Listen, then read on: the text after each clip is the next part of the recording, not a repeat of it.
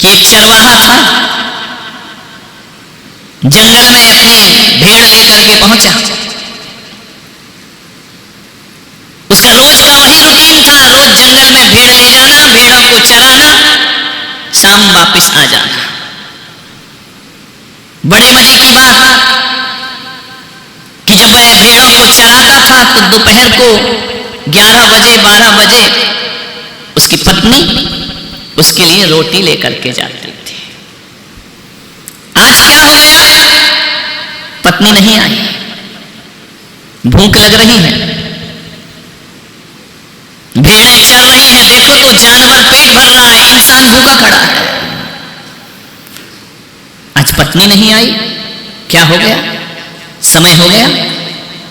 लेकिन दुर्भाग्य था कि वो चरवाहा निपट बहरा था, उसे सुनाई नहीं देता था, बधिर था, जन्मजात बहरा था। उसने देखा कि पत्नी आज भोजन लेकर नहीं आई, एक तरफ तो भूख है, दूसरी तरफ चिंता, कहीं बीमार तो नहीं तो वो कभी आना छोड़ती नहीं है, कुछ ना कुछ मुसीबत उस पर जरूर आई है। या तो वो बीमार पड़ गई या कोई संकट आ गया, कुछ ना कुछ तो पत्नी के साथ हुआ है। इधर भूख की चिंता, उधर पत्नी की चिंता। उसने देखा कि क्या करूं, इतनी सारी भेड़, दोपहर को वापस भी नहीं ले जा सकता हूं, वरना मैं तो भूखा हूं ही, ये भेड़ें भी भूखी लौट जाएं। उसने देखा कि एक लकड़हारा लकड़ी काट रहा है। उसने कहा ये अच्छा है, चलो ये भेड़ लकड़हारे को सौंपता हूं और अभी जाता हूं और खाना लेकर वापस आता हूं, पत्नी को भी देख लूंगा, भोजन भी ले आऊंगा, भेड़ की रक्षा ही लकड़हारा कर देगा। गया लकड़हारे के पास, ओ भाई, मेरी पत्नी आज भोजन लेकर नहीं आई है और मुझे भोजन करना है, घर ज्यादा दूर नहीं, मैं अभी जाता हूं, अभी आता हूं, तुम मेरी भेड़ों का ध्यान रखना। दुर्भाग्य को देखो, वो लकड़हारा भी बहरा, वज्र का बहरा, उसे सुनाई ही नहीं देता है। लकड़हारे ने सोचा कि ये मुझसे कुछ बोल रहा है, सुनाई तो उसे भी नहीं दे रहा है। उस लकड़हारे ने कहा कि मेरे पास गप लगाने का समय नहीं है, मुझे लकड़ी काटने दे, जा जा जा। अब ये बहरा समझा कि कह रहा मैं देख लूंगा, तू जा। बेचारा दो बहरों के तो यही हाल होंगे। वो कह रहा तू जा, मेरे पास टाइम नहीं, मेरे पास वक्त नहीं, तू जा यहां से, मुझे लकड़ी काटने दे। वो समझ रहा है कि ये बोल रहा है कि तू जा आराम से, भेड़ मेरे हवाले कर दे। दो बहरे, चला गया लौट के, बहरे उनके हवाले करके। थोड़ी देर बाद गया, घर गया, खाना वाना खाया, पत्नी को देखा ठीक ठाक है, नहीं आई, कोई बात नहीं, थोड़ा सिर दुख रहा होगा, एक का दुख रहा है, चले गए कमरे में। ठीक है, कोई बात नहीं, तू आराम कर ले, मेहनत हम कर लेते हैं। लौट करके आया, उसने देखा एक एक भेड़ गिनी, 1 2 3 4, 100 की 100 भेड़, एक भी गायब नहीं। उसने सोचा, उस बहरे ने, चरवाहे ने, कि आदमी तो ईमानदार है, लकड़ी भी काट रहा है, मेरी भेड़ की रक्षा भी कर रहा है। ऐसे सज्जन पुरुष आजकल मिलते कहां हैं, एक भी भेड़ गायब नहीं। देखो भ्रम, देखो, जबकि उस बहरे को पता ही नहीं है कि मुझे करना क्या है। और ये बहरा कह रहा कि बड़ा सज्जन आदमी है, इसके जैसा इंसान नहीं मिलेगा। आज की दुनिया में परोपकारी मिलते कहां हैं, जो है वो सब स्वार्थी होते हैं। ऐसा देवता जैसा आदमी, चलो मुझे इसे धन्यवाद देना चाहिए। वो बहरे के पास गया, लेकिन फिर चरवाहे के मन में है कि खाली धन्यवाद भी देना अच्छा नहीं है। 100 भेड़ें हैं, उनमें से एक लंगड़ी भेड़, इसको धन्यवाद में भेंट कर देता हूं। लंगड़ी भेड़, कई ऐसे कंजूस मक्खी चूस होते ना, जो नोट कहीं नहीं चलता, वो मंदिर में चलता है। खाने के चावल अलग, पूजन के चावल अलग। ये कंजूसों की कहानी है, इससे मोक्ष पाना चाहते, ये मोटा चावल, सस्ता चावल, ये अक्षय पद चाहिए, इनको चावल में भेदभाव करते हैं। भगवान ने कहा था कि आत्मा और शरीर में भेदभाव करना, ये चावल में भेदभाव करते। एक बात बताओ, कभी भी दान देने का अवसर आए, तुम अच्छी चीजें देते हो या कचरा जो यूजलेस दे दो, जो ना भावे आपको दे दो बहू के बाप को। ध्यान रखना, हम दानी हो जाएंगे। जो अपने को अच्छा नहीं लग रहा, किसी को दे दे। एक्स्ट्रा का दान करते हो आप, विचार करिए। कहीं उपहार देना हो तो कचरे वाला देखते हो। मन की वृत्तियां हैं, ये ध्यान रखिए, अच्छा वाला थोड़ी देखते हो। विचार करना। यदि कहा जाए ना पर्युषण पर्व है, अभी एक दूसरे को साड़ी प्रदान करें, एक बात ईमानदारी से बताना, जब अलमारी खोलोगे तो महंगी साड़ी दोगे या कचरा साड़ी दोगे? ईमानदारी से बताना। ये वृत्ति है। दे दोगे लाख रुपए की साड़ी, अरे वो दान वाली बांटने वाली ले आओ जरा, 200-250 रुपए की पकड़ा दो, बोले 250 रुपए दे के दानी में अपना नाम आ जाएगा। ये मन की वृत्तियां देखो, ये त्याग देखो, ये कैसा त्याग है, विचार करना। उसने कहा ऐसा करो, ये लंगड़ी भेड़ इसको गिफ्ट में दे दी जाए।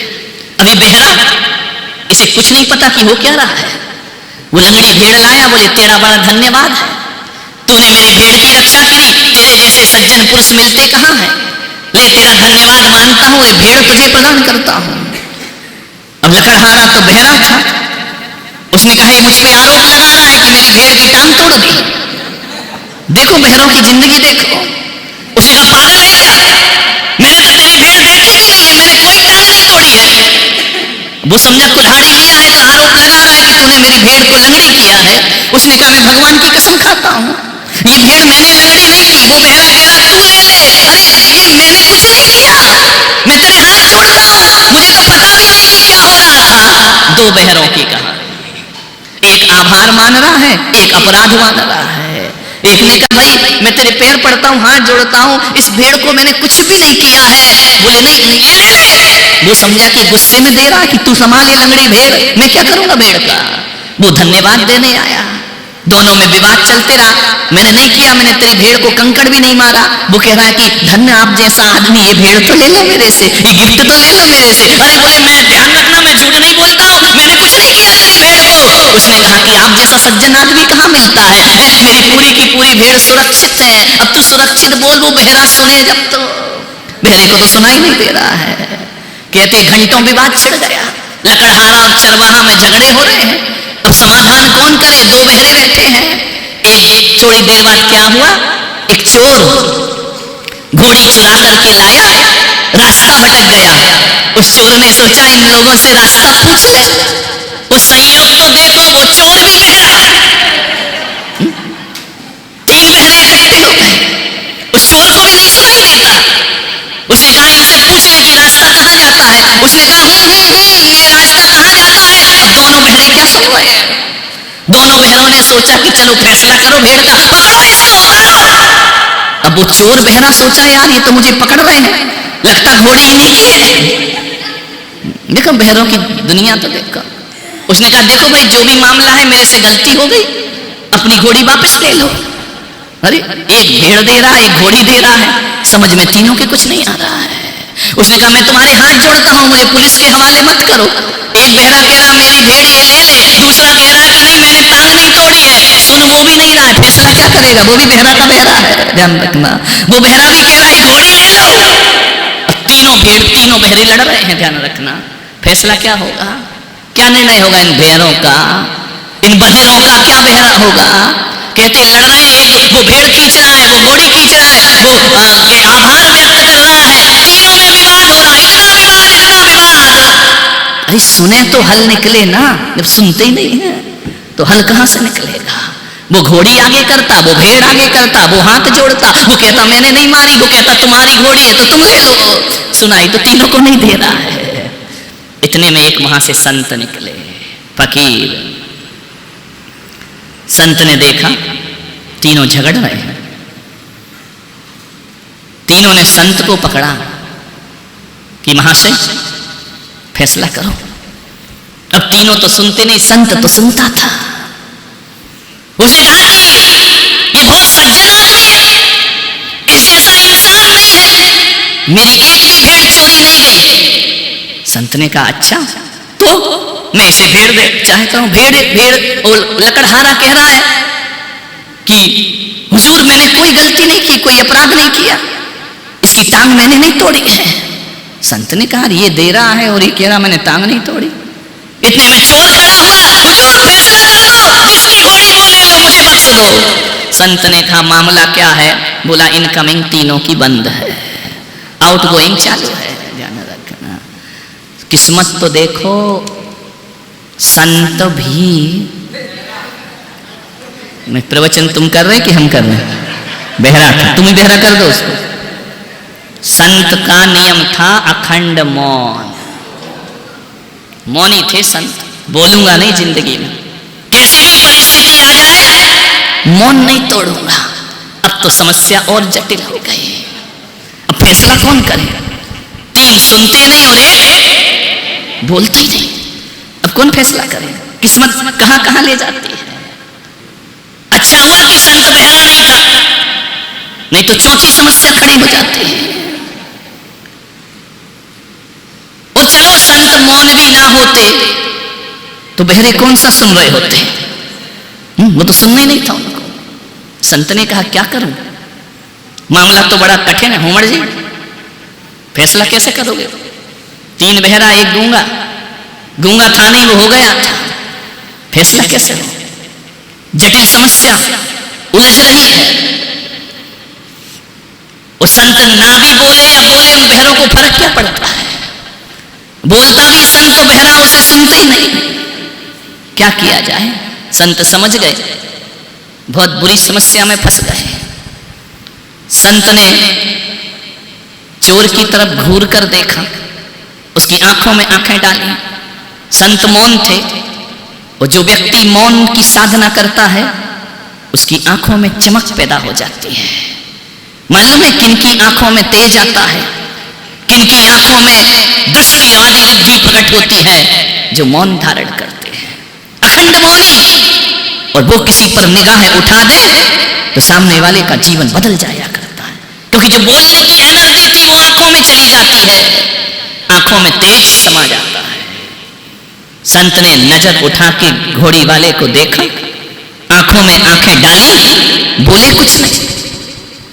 घोड़ी वाला उस तेज को बर्दाश्त नहीं कर सका, इतना तेज, इतना प्रकाश। उसने कहा ये संत मुझ पर वशीकरण कर रहा है, यह संत सम्मोहन मारण उच्चाटन कर रहा है। पसीना पसीना हो गया घोड़ी वाला। संत कुछ ना बोले, आंख भर के देखा।